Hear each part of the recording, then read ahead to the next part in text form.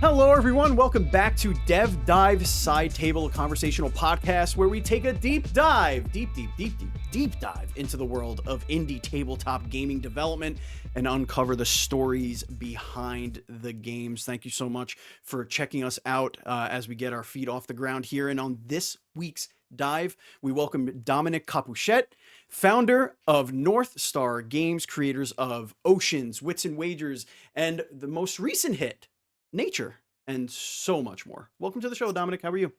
Very good. Very good. Thanks for having me on. Yeah, Nature, I'm going to clarify. Yeah. It is not a hit yet. It will be a hit. Listen, and we'll get into that part, but the reason why you're on this show right now is because of the absolute fever that was going on in PAX Unplugged over That Nature. is true. It was being played like crazy. Everyone walked away playing with positive thoughts about the game, and yeah, I mean it was very apparent that it is something special. I didn't get to play it because my appointment had an interview like scheduled, so like I didn't really demo much of everything. So I'd love to hear more about it, obviously, as we take a deeper dive into the show, into the interview here. But first, why don't you just tell everybody who you are, what is Northstar Games, and we'll just kind of go from there. Let's do it. So I'm Dominic. You already introduced my name. I come from a board gaming family. So a family that I guess the best way to characterize it is they came from a kind of a fundamentalist background. So like they didn't watch TV, and like board games were kind of how the family got together. We'd have 3 board game, like 3 times a week we play board games. Awesome. So I have been loving and designing board games my whole life. I captained a fishing boat in Alaska for 12 seasons. I used to go up and just work on my dad's fishing boat, then on my mom's setnet site, then took over the operation. After several near-death experiences and 12 seasons, I decided to put that aside and start Northstar Games. And Northstar Games is kind of a throwback to my fishing career, like guiding your ship by the North Star. Oh, cool. That's awesome. Okay, well, I want to rewind a little bit. So you always enjoyed designing games. That was something you had said. So before you did your fishing death expeditions and all that stuff, like were you actually designing and selling games, or was it just something you did like as a hobby? You just like kind of built a game, it's like, here, family, let's try this thing that I made. Like what was that all like? Yeah, a little bit. I wasn't selling them. So let's see. I designed several games as a kid. Did we play them? Not really. So my first game that really got played a lot was in 8th grade. I designed a game which a friend of mine named Kabloogie. And without going into all the details, it got banned from 8th grade. Whoa. Because about 30 people, so it was my close friends of like 4 or 5 people, and it spread, and there were about 30 different people that would play it. And the way you'd play is it was a war game, and you cut your graph paper in half and you set your side up, and they did theirs, and then you put it together, and then you gave them the game and they'd take a turn, and so every class period you'd take a turn and then you'd go and like hand it off. Oh, wow. And, yeah, it got so popular that not only did it get banned, but someone that I was kind of side friends with, they were in my Cub Scout group, got a copyright for the game, which I still have, because they wanted to go to business with this game. And I was not a business nerd at all. I was a board game nerd, and I was like, well, whatever, okay, sure. I like it. It was just weird to me. I was in 8th grade, and I'm like, you're thinking about business? I'm playing games. That is, I'm 13, man. I just want to play games. Like, it's so funny because like in 8th grade for me, there were 2 things that were banned. Actually, 3. They banned Pogs because everybody was throwing the slammers at each other. Yep. They banned Pokemon because obviously, and they banned Warheads, the candy. Oh, because it's so sour and people were like they were daring each other. So I'll never forget the story. And I tell him all the time. It was one of my friends, Danny. I love him. He was the one that everyone dared to put a whole bag in his mouth. So he put a whole bag while we're waiting to use the restroom in eighth grade. I'll never forget it. And he's crying and everything. He's got it and he does it and whatever. He spits it out after it was like all the sour was gone, but it completely chemically torn up the whole inside of his mouth. So they and like I guess his parents were like, what are these kids doing? Oh my So God. And so that's yeah. pre-TikTok. There wasn't Yeah, even a no, TikTok there. this was just this is in line with like that concoction in the middle of the table of like the ketchup, the mayo, the like this, and the one kid everyone gives $1 to like drink it. Like it's like that kind of thing. But that's hilarious. You were making a game, your game took over. Yeah. Did you ever follow through with that? Like, did you ever? Are you thinking about that? Like, r- getting it done? You have the copyright, and you're halfway there. It's a pretty good game. It's a 2-player war game, so it's not really my market now. But and I would obviously refine it some, but it's actually quite good. It was kind of a mix of Stratego. It also had an element now, which is attributed to Wolfgang Warsch in the Euro market, action point system. So I had an action point system in Before the it was cool. 80s, Before it was cool. but Yeah. before any published games with action points had come out. That's awesome. That's so cool. So you went on a boat and you died almost so many times. We don't have And to get too much into that. and actually almost died at least twice. I believe you. I can't step foot on a boat without going immediately horizontal and vomiting the entire time. So like boats are way above my they're way above my league.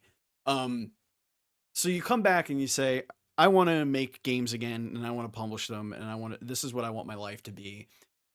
Where did you start? So I used to force my poor team members to play my game. I didn't. They like to say that, but we used to play like some of the card games I was designing on the boat. So where I started is I decided I'm going to go to business school. I'm going to get an MBA. I'm going to learn about entrepreneurship and business because I was into the humanities and knew nothing about business. And if this whole thing fails, I have an MBA. So I'll go do something. I don't know what. So that was kind of how I approached it. I looked at at MBA programs that were good in entrepreneurship, and then I applied for an entrepreneurship scholarship, and for that I basically just wrote a business plan for the Okay. business that I wanted to start, and I went straight into school. Most everyone there is trying to go into like corporate middle management. That's just what business school does, and I was the token entrepreneur. And my goal was to learn how to do it and then find a business partner because I knew I wanted to do it with someone because otherwise you're just all by yourself. Yeah, you're trying. There's only so much they could teach you in school. Once you start actually contacting your partner companies and your manufacturers and like importing and Yeah. dealing with all that, it's just like you're bombarded with information. Totally. Yeah. Now I was a Dingman Scholar, which was a Dingman Center for Entrepreneurship. So I was a consultant to entrepreneurs, and I had a circle of people that were into venture capital and like raising money and investing into companies. So that's what I learned, like how to really do the entrepreneurship thing. Yeah. And I started off just full speed entrepreneurship, raising money, trying to get into Target. We were growing at 200% a year, grew up to about 23 internal full-time people, but about 30 full-time people because we had a lot of external full-time people. We had 6 games at Target at the height, and everything kind of slowly unraveled and crumbled for various reasons, which I won't go into. Instead of declaring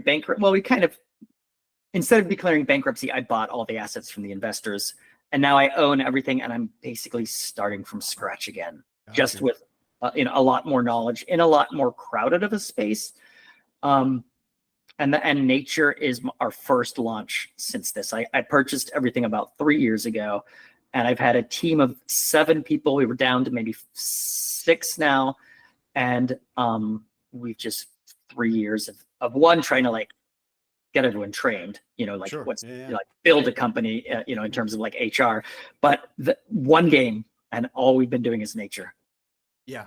I mean, it shows. Like nature is, or it's strikingly beautiful when you're looking, just when you're walking by, and and again, like I said, everyone wanted to play that like at the table. So That's nice to hear. Yeah. yeah, there's something there. So let me explain a little bit about why there's something there. So Yeah.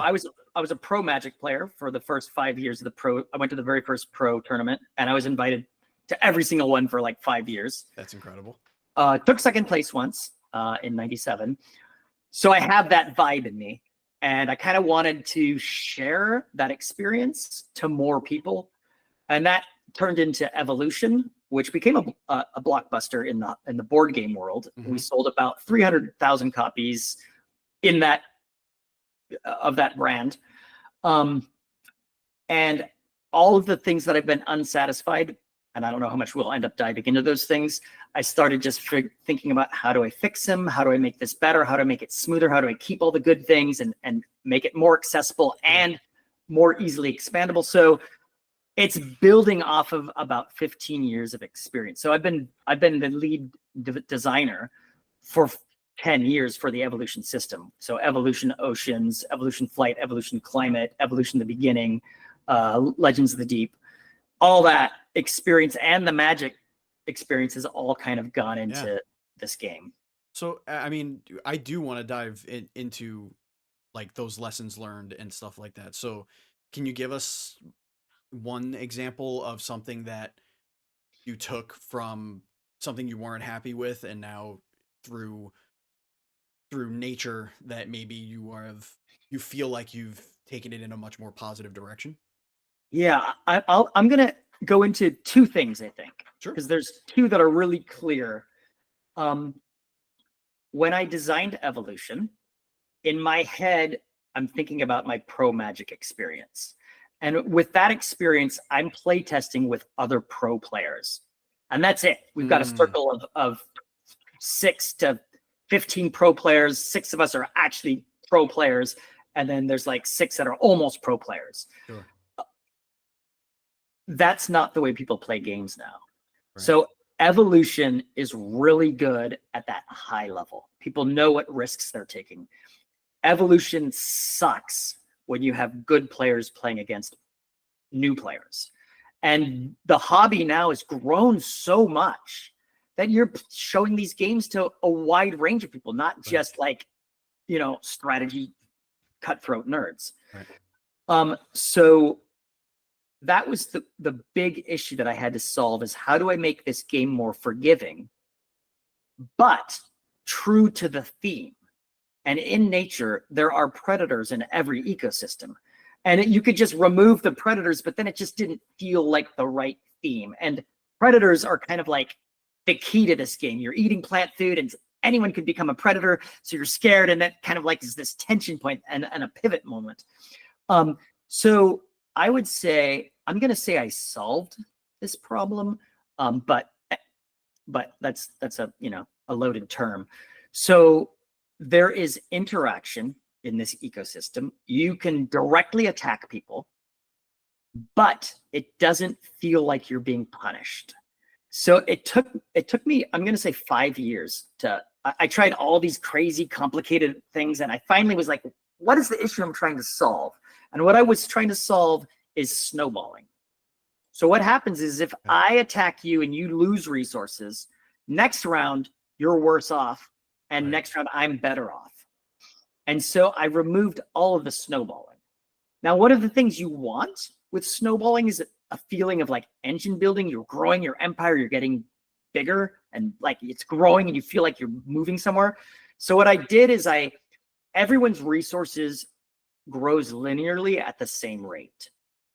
But how those resources are divided are different. And any resources you lost in one round, you get back, you add it to the new species. You get a new species every round. Right. So there is still lots of room for strategy.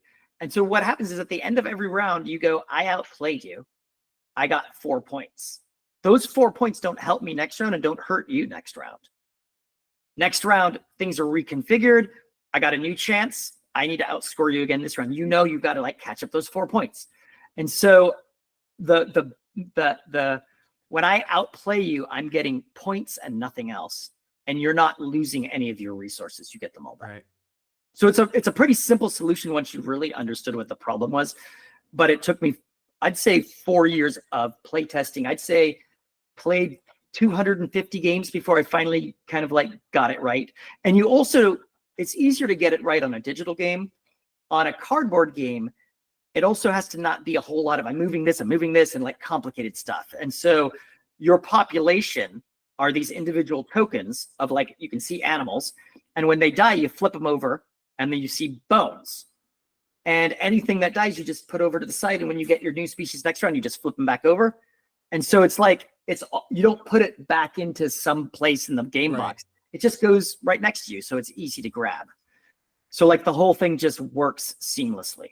Yeah. It's like, you know, the other thing you have to think about is like physical tabletop real estate too. Yep. with these kinds of games. And you do have some smaller components, but you don't need to spread them out along, you know, this entire 6-foot table or something like that. Like, if I remember correctly, most people were playing this in maybe a 2x2 space. Like, no, a little more. You know, it's a little bit of a table hog. It's a little bit of a table hog, but not like one of those big space opera type of table hogs. Yeah. No, that's really cool. So what part of the journey for Nature are you at right now? Like, so, you know, you basically hit the reset button, and your team is small again. You're kind of building it up right now. You have your product sort of refined to where you like it. So where are you at right now with it? So we have designed the base game and 5 modules. We released the base game and 5 modules on Kickstarter. Mm-hmm. We had a successful. We raised 850,000, and another 250,000, like 250,000 or so on BackerKit. So successful, but it won't be enough to pay me back all of my investment. So I took out. This is almost too much information. I took out all of my retirement money. This is what people want. Like, this is what's, this is what's important about these conversations is that it's not easy. Number one. Yeah. Number two, some people put their lives on the line. I did it. You know, and like I'm terrified of it right now. Yeah, I can imagine. So continue. I didn't mean to cut you off. No, this is good. So yeah, I took almost 100% of my retirement money. So I put $600,000 into this money losing game company. Last year we lost $300,000. But we didn't recognize any of the Kickstarter revenue. So that revenue will get recognized next year, and then we launch the game next year. So where we are in this 3-year arc is I had to hire new people. I'm trying to build a team. I know what I think drives the market and what we need. Like, we need to be really good at this. We need to be really good at this. So I have a good understanding of what I think is going to make a successful product, starting with obviously the product. And now we're going to launch it at Gen Con. So Gen Con 25. So August of this year. It'll get launched into retail. We're going to launch the base game and 2 modules, the flight module and the Jurassic module. And I'll explain a little bit about the modules because that's the next big improvement. I'll do that later. And now we're focusing 100% on how do we let people know about this game? How do we get people excited about this game for the launch? And so, like, I'm going to go on to podcasts. I'm also looking at international publishers. Who are we going to partner with? We have a whole bunch of interest, but now we got to figure out, here's the contract. Who are we partnering with? So that's where we're at. And it's all going to be a lead up to Gen Con. I know you're trying to get snowballing out of Nature, but now is the time to snowball to that launch. You got to get all the momentum, everything that you could possibly get. We have an earlier PAX Unplugged this year than I think we've ever had. Yep. Do you plan on hitting up any of the other conventions outside besides Gen Con? Where are you going to be taking this throughout the year? So Gen Con launch, we are also going to go to PAX Unplugged and Essen in Germany. Oh, okay. International, baby. Let's go. International. Let's do it. Yeah. So those are the 3 big places that we're going to be at. But we're probably, as we're just working on our marketing plan right now, we're going to probably try to get people to represent the game, like show the game at other shows. So Origins, we're going to look at a whole bunch of other shows, and we're going to figure out how can we get someone to go there and run a tournament. So one of the really fantastic things that we have that basically no one else has in our position is we have a fully built digital game with an AI, and right now it's got 3 of the modules in there, and the modules are mix and match. So you can play with this module or that module or these 2 modules or these 3 modules. Yep. And so we're going to try to figure out how to leverage that into letting people play the game before they buy it. And so the full digital game cost, I think it's going to be like over $50 with all the 5 modules. But we're going to try to figure out how do we give the game out for free for a week for anyone that's going to participate in a tournament, and to how do we get it into the hands of people for free for a week, as many times as we can, so that people can play the game and then see whether it's a game they love. Got to get their hook, get the hooks in them. Hopefully. Get it. And the digital versions are on Tabletop Simulator, or is it like a separate thing that you've built? No. This is for real. Oh snap! Listen. Oh, you scrubs out there throwing things on Tabletop Simulator, thinking you're doing it real? Get out of here. Sorry, we are on TTS. But that was mostly for play testing and external and internal. I remember you dropped this very early that you started off doing Nintendo stuff. Yep. We have a game on the Nintendo, Evolution. So because so Nature is a redesign of Evolution to fix all of its flaws. We had the engine, and you should look at it on the Nintendo. It's very good. It's very good. So that's what we have, is that engine built for Nature, and so you can get it right now. You can, the people in our Kickstarter are a part of the beta, but the people who have the beta have it on iOS, Android, Steam, not Nintendo. Yeah, well, having it on Switch now would be kind of dumb with the Switch 2 coming out soon. That's awesome. That's a very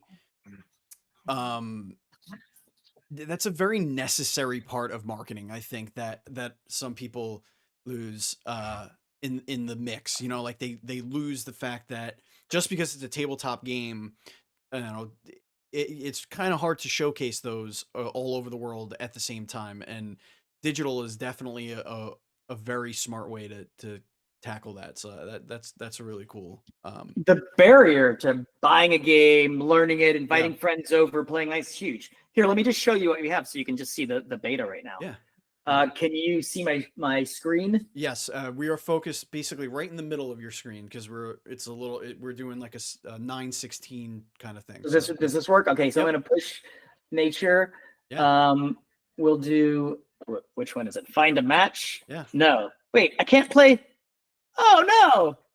Get on that internet. Make sure you got your connection. Here we are. Okay, local game. Oh, that's fantastic. Let's do an AI. I can do flight. I can do flight. So these are just toggles. Yeah. So this is just the base game. I'll just start with the base game, but you can mix and match there's going to be 5 modules at some point. Can I just say that the art is absolutely gorgeous? Oh, thank you. So strikingly beautiful. And so here you can. It's like, wow. Okay. Yeah, this is for real. So I'm trying to do it backwards. We'll put that there. We're going to add a population. We're going to add a size. You know what? We're going to add another population and another size. What the heck? So you're growing your species at this point. You're making them a bigger species so that they could take more resources from your opponents or from the nature, I guess. Yes. So basically, you get 1 species every turn. And you're going to, your goal of the game is, I'm very proud of the goal of the game. It's just singular. You want to grow your population and keep them alive. That's it. At the end, there's going to be 4 rounds in the game. And at the end of every round, how many populations did you keep alive? That's how many points you get. And the way you keep track of that points is every one of those population will have a food on them. Because if they don't have a food on them, they starve. Sure. So at the end of the round, you just grab all the food off the population that survived, put them in your bag. Those are points at the end of the game. And That's so pretty simple. yeah, so I mean, the gameplay, there's a lot going on, but the goal is really simple. Yeah.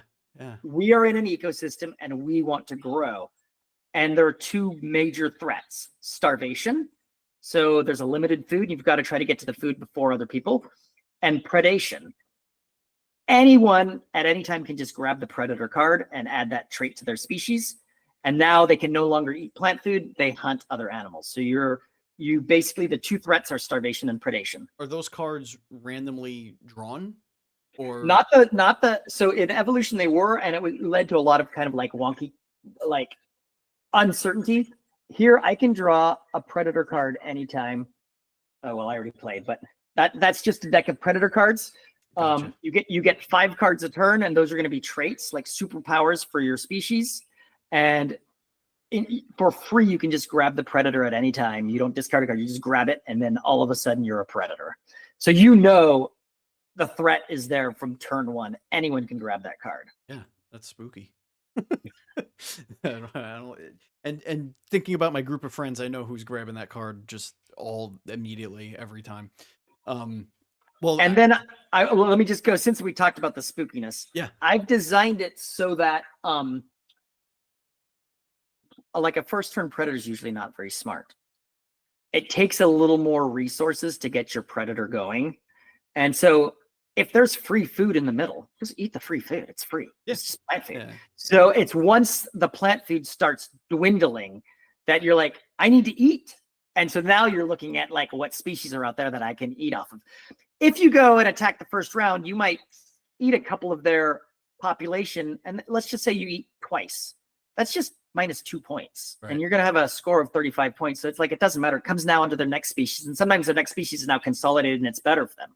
So like, that whole element of attacking is a very critical part, but this is not a war game. Yeah. This is a game where you're growing, you're in a dynamic ecosystem where everything's intertwined and you're trying to grow your population. And you're going to find where's a good niche where I can consistently get food. Yeah, it's like you created like these little, like there's the center ecosystem that you could pull from, but then there's these other little pools that you can try and pull from, but they're constantly evolving because they're manned by players. They're not just like a static resource. So and then you got to keep an eye out what other people are doing. Say, all right, this guy's getting a little too fat for my liking. Gotta go grab a predator card and get over there. How do you defend? Like, is there a way to defend against a predator? Like, does your size matter? Like, how do you defend that? So you can discard a card. So you have 5 cards. So basically you have 5 actions every round. And you can discard for population, you can discard for size, or you can play it as a trait. Okay. So those are like superpowers, but you can only have 3 traits on a species. So you've got 3 slots for superpowers. So if you discard it for size, you're going to go up size by 1. But if you have a trait, let's say plated, which just does size, but it's not actually changing your size, but it's your defensive power. Right. You can get +4. Okay. So that's as if on the defensive side you're going to do 4. So if someone plays plated, you're going to have a tough time attacking them. So you kind of want to wait a little bit. If there's food, if there's not food, you're going to do whatever you can to try to get. Yeah. But if there's food, you want to eat that food and you want to see how's he evolving. Some people are evolving towards food. Some people are evolving super defensively. Some people are evolving aggressively. And so you're figuring out where's my niche where I'm not taking too many risks on someone attacking me, but right. I have the ability to like keep a lot of population alive. Yeah. Like you could build up a tank basically and just say, listen, I may be only taking 1 or 2 food when I need it, but nobody's taking me. So no one will take you. Yeah. But then you're not going to win because you won't have as you need, your goal should always be population. And so that's where the interesting strategic gameplay comes in, because you have to take risks. Right. Because if you take no risks, you're just going to get 2 points a turn, and like that's horrible. So you need to take some risks, but not too many. And then when someone attacks you, you will lose 1 population no matter what. Okay. They're going to get food equal to your size. So if you're small, they attack you and they get only one food. And then the next turn they're still hungry, they attack you again. And then they attack again. So size will, if you're size 2, they'll get 2 food. If you're size 3, they'll get 3 food. So you can minimize your risks in a way to go, yeah, someone might hit me once or twice. That's just 2 points. That's fine. You know, so you're just always, and then you know, you're setting yourself up to pivot. You're like, okay, if that person does it, I have this card, which is going to keep me alive. And then they're going to have to try to find food. Yeah. Wow. That's a nice balance. I like that. I think yeah, that sounds really cool. No wonder why it was so popular. Yeah, it works. The dinosaur module, I think, is the most strikingly like cool, you know, like just seeing those teeth and those giant mandibles and everything like that. That's really cool. So you have, you mentioned 2 of them. I know you have rainforest, right? You have Arctic, I think was one. Arctic tundra, yep. Obviously you have the dinos, and what were the other? Flight. Flight. Yep. And natural disasters. Oh, go into that one because that's different. That seems pretty different than it is. That is the most different out of them all. So let me, can I backtrack a little bit? Because now we're getting into what is the second hook of this. Like the next biggest reason people love this over evolution is how easy it is to expand. And we don't even call them expansions. We call them modules. Sure. Because you can add 1 module, 2 modules. There's no limit to the number of modules you can add. Some of the modules are location modules. You can only choose 1 location module because that says, I am in the Arctic tundra or I am in the Amazon rainforest. So you can't be in both of those places. It's weird. One place has lots of species and lots of food, and one place has no species and is really cold. Right. So my guide when I design is nature. I go, how do I give the emotional feeling of the thing we're doing? So Jurassic can be encapsulated in size is power. And you get 5 new traits designed around size. Okay. And now when you discard a card to increase in size, you go up by 2 sizes. Okay. And that's it. There's no other difference. So like I can teach. So once you get the base game and learn the rules, there are some modules, Jurassic being the simplest, where you're just like, oh, okay, let's play. And the game will play completely differently. Because when you go to eat food from the center, you get food equal to your size. So if you start off at size 2 and you always increase by 2, you're like, discard 2 cards and you're size 6. Now you can just grab 6 food from the middle and starve everyone else out. And so now there's not much food. So the game forces people to become big dinosaurs stomping around and fighting each other. Yeah. Which creates a completely different feel with just a few tweaks. And it gives you the emotion of being in Jurassic. That's so cool. It's you know, one of my favorite games, you know, shocking, it's Catan, but you know, it's great. But learning those expansions can be very daunting. Like some of them change the rules pretty drastically. Yeah. The core gameplay is the same, obviously, but it's not as simple as let's add this to the mix and you know, change up our game a little bit. You eventually get to that point, but it seems like nature, it's like, oh, all right, we played a whole game. I'm gonna throw these cards into the mix now and just see what happens. And as long as you know how to play the game, you know what, you could survive a module. Like you don't have to worry about breaking out a new rule book and, you know, learning all the different rules that you've added to the game. That's like the ideal way to, I think, to do an expansion for a game, in my opinion. It's like, if I have to learn and just make a new game, like if I have to learn, if I have to get like if I have to read front to back 15 pages of a new instruction manual, just make a new game. Just right. You know, I'd rather just, you know, learn it from scratch. And one of the reasons the modular system is so attractive, 1, you can mix and match. 2, we did a really good job of the emotional vibe is different in each of these. So Jurassic sizes power. People who like area control war games are going to like this because it's just generally there's just going to be more conflict. Now, one of the great things about conflict, when you're at size 8, when someone bites you, you lose 1 population, they get 8 food. Yeah. So you feel invincible. You feel like a little boy in a basement who's a superhero. So you're like, playing with I don't care. Like, yeah, that doesn't bother me. Yeah. So that emotion attracts to a certain type of person. There are people who like to avoid conflict. So the flight module, you can fly, which gets you out of the way of a carnivore. And additionally, it's based around as soon as you're fully fed, you migrate. And you migrate to this paradise island where no one can attack you, and the first people there get free babies, so free population. Okay. So now if you want people like that don't like conflict, you can put in that. The Arctic tundra is life at the edge of the habitable world.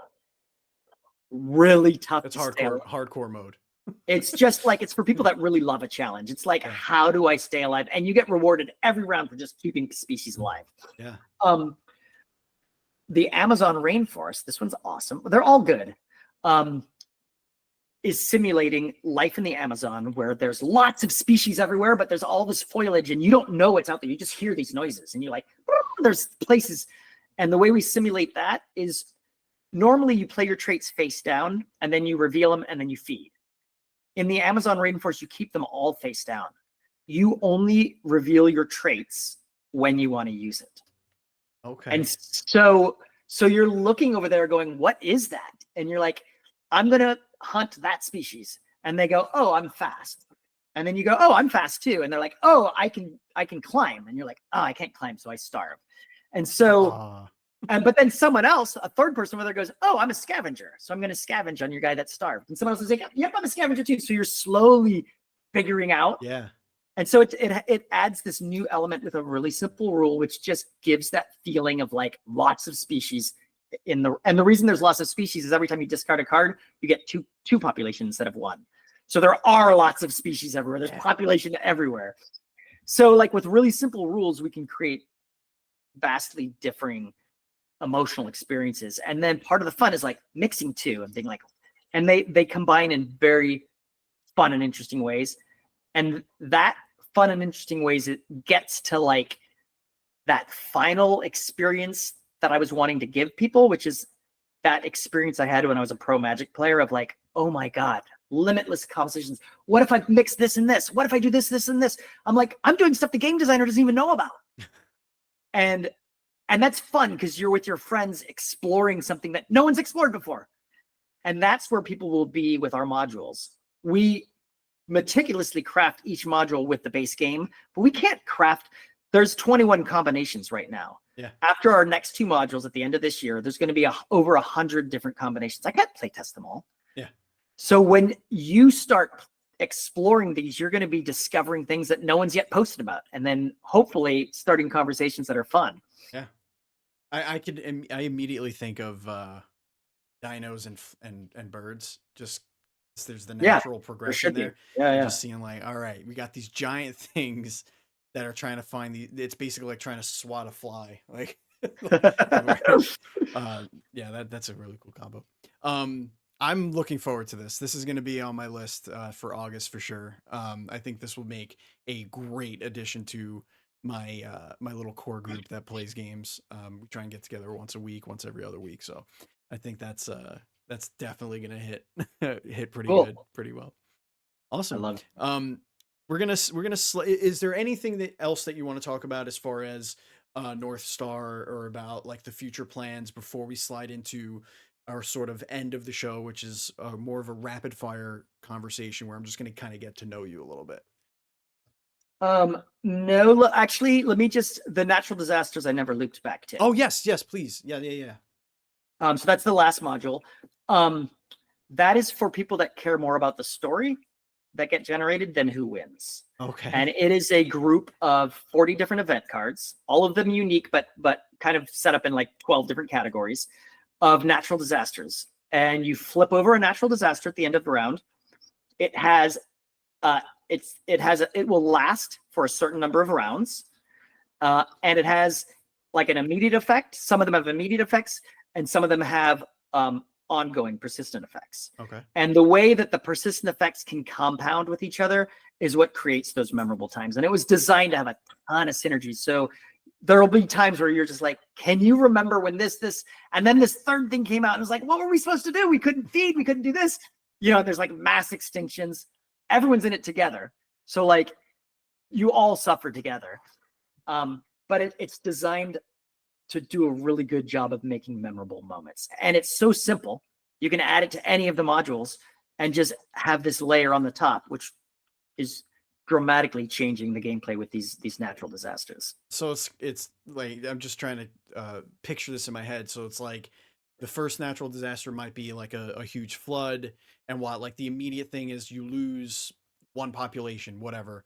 And then the next round, anyone that's like ground based or something like that might suffer. The flood is ground based. Flying species don't get it. Yeah. So here, let me just throw out something really quickly. So a wildfire burns all the food in the middle, so you have no food this round. Oh, that's good. You take that food. Yeah, so there's gonna be a lot of hunting and there are other ways to get food too from your traits. You take all that food and you put it on the wildfire. That wildfire is going to stick around for 1 or 2 rounds. Sure. And when it leaves, you add all that food back into the ecosystem. Because what happens with a wildfire is all that burnt nutrients from the ground makes the ground super, super, super fertile. So that then all this plant life grows up and it like totally revitalizes the ecosystem. Right. Yeah. And in fact, there are lots of seeds. There are seeds designed to have this husk, which just keeps it dormant until a fire, and the fire burns it and allows it because it wants to grow when there's all this ash. Yeah. And less competition. Exactly, for the sunlight. Yeah. That's awesome. So anyways, so that's the type of thing. Then there's like an electrical storm where anytime you eat plant food, you lose population because you get electrocuted you go to like the watering hole. Yeah. And so the way these combine, and like some of them amplify off of each other and some of them kind of diminish it, but then every now and then there's like this confluence which just creates a moment. What was research like for this? Like, I feel like you must have done a ton of actual like book learning. I'm a little bit of a nerd, and so yes, I did a ton of research. I mean, I've been working on this game specifically. Well, I've been working on evolution since 2012. Yeah. And so I took a lot of these ideas from there. But then this game for 5 years. And so when I'm doing the Arctic tundra or the Amazon rainforest, I start off and I go, what's a biome? And I'm like, okay, how many different biomes are? And so I'm doing all this research, and it's got to be something which is easily communicated. So people are like, oh yes, the rainforest, this sounds cool. And then the rainforest has to like work. I'm like, what makes this the rainforest? Well, I've got fruit in the canopy, I've got monkeys, I've got jaguars, and I've got poison dart frogs. And so it's like I create now an ecosystem, which like brings your imagination to life. There's lots of other things in an Amazon rainforest, but you've heard about the parrots and the toucans, like, so we go to like, what have you heard about, and what can we communicate in a way that provides great gameplay? Anaconda. That's the one that I think of immediately. Ooh. I don't have that in there. That's the one I think about immediately. Yeah, you're right. The 30-foot anaconda. Yeah. And I don't know if they're rainforests, but I feel like they might be. But axolotl, which are apparently the apex predator of their ecosystem. Are they? I didn't know that. They those little guys kill everything.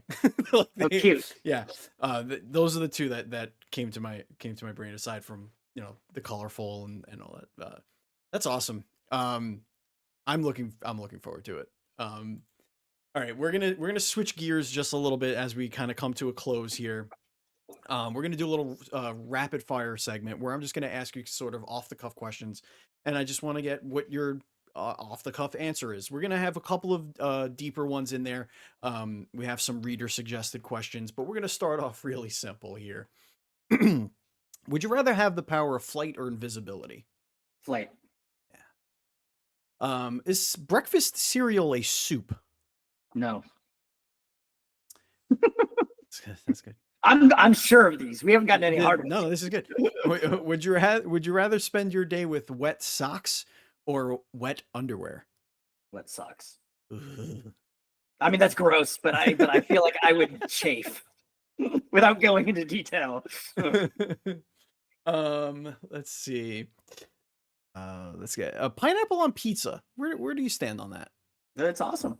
Yeah, okay. I liked it. I mean, yeah, it's fine with it. Although I will say this, when I first heard of it, I was completely appalled and against it. You were confused, probably, right? And confused, yeah. Yeah, when the first time it comes across your palate, you're like, oh, oh, okay, all right.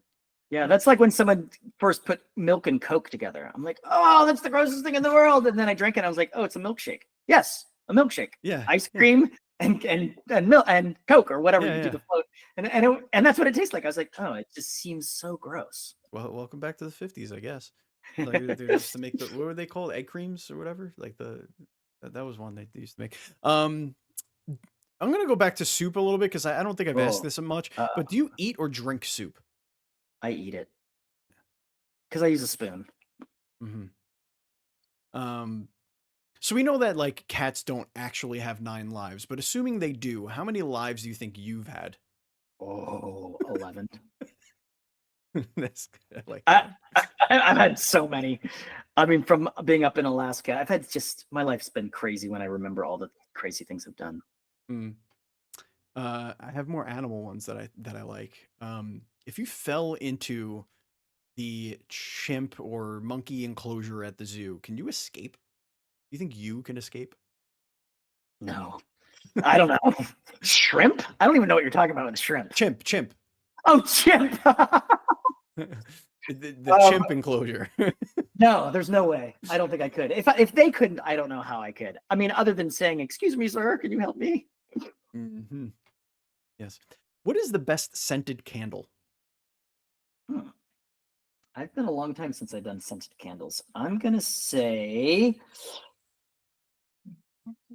vanilla cherry. I don't know. I'm a cookie guy. I like the smell of fresh cookie. Are octopus aliens?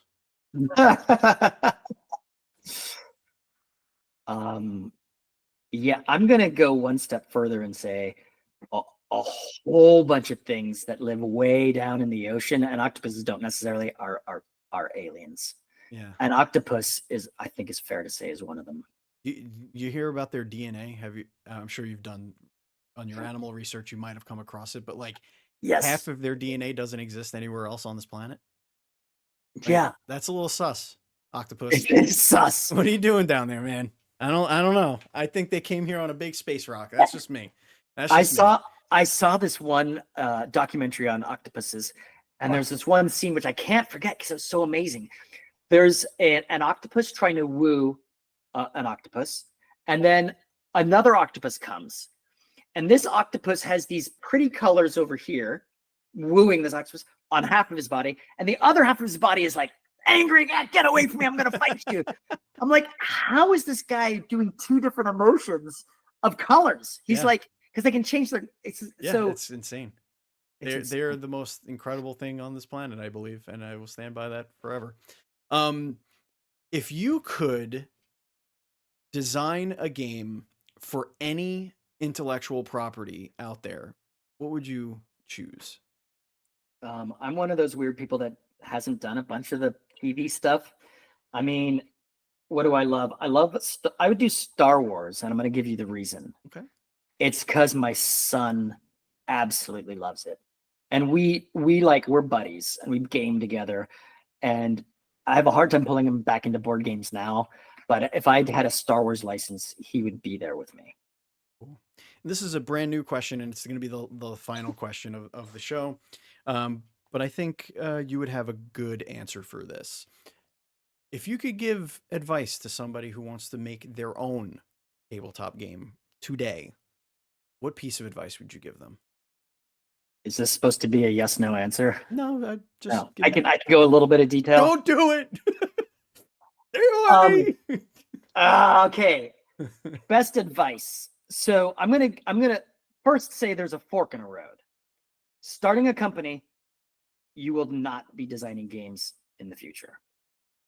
it's going to be impossible. You're going to be trying to keep this company afloat. So that's a huge fork, and everyone tells you about it, and you always believe that you'll be different, but you won't. And I wasn't. I would say if you're going to design a game, I think Kickstarter is fantastic. You can reach out to people, but I mean, the first step is finding something that's fun and then polishing it and just iterate, playtest, bring it to tables and listen. Most people don't want to listen, but listen. And sometimes, don't listen to the wrong people, meaning don't take it to your grandmother and then listen to your grandmother because she's going to say it's too complicated. Play it with the people that you expect to play and then listen. Awesome. That's excellent. Well, Dominic, that's going to bring us to the end of the show. Okay. This was an absolute pleasure hanging out with you. This was an awesome, awesome show. Where could everybody follow you and follow Northstar and find your products and everything else? So northstargames.com is our website. We are on, it's not Twitter, X, Instagram, Facebook. I don't know. I'm on Blue Sky and X. The best place if you really want to get involved is we have a Discord community, and we're going to really lean into that with the nature launch, and we're gonna have happy hours where you can play digitally with people and then like talk about games and probably give away free stuff. That's figuring out or like putting it all together. Incredible. And we'll have those links for you folks in the show description. So love it. Thank you. And don't forget, ladies and gentlemen, you can follow us at Indie Rift pretty much everywhere. We're on everything.